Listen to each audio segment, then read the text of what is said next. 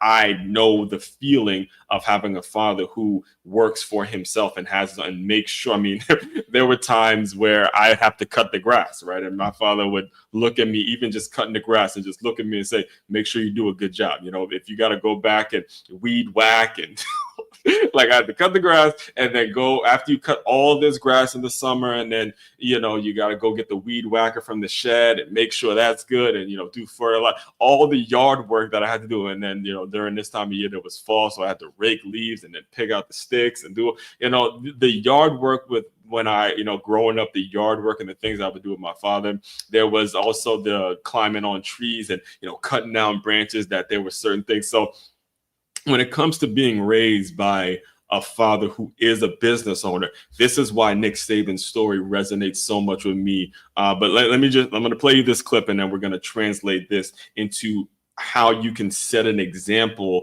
for younger people, how you as an owner, whether you're the owner of a business or you're just a leader in general, teacher, coach, whatever it is, it's important that we make sure we set this example for young people. And that's how you achieve that long-term success that we strive to, that we should all be striving to have, and not just the infatuated, not just the success here and there. We want to make sure it's a long term. We want to make sure it's success going over the length of a couple of years.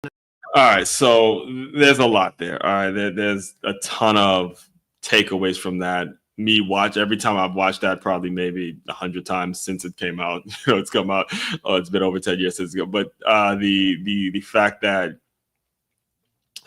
you're talking Pop Warner football, and then you're talking youth football with me, I could talk for hours on that. But when you talk about running hills, every day, every night when I was growing up in Maryland, we lived on a hill. I would take sprints up hills, and my mother actually was the one who would make me go run hills, and really kind of pain. I talked about it in this book right here, where my mom would make me, she'd wake me up and make me go run the hills, and I would, be tired, and she'd wave this idea of me playing in the NFL around and say, if you're really trying to go to the league, then get your ass up and run these hills.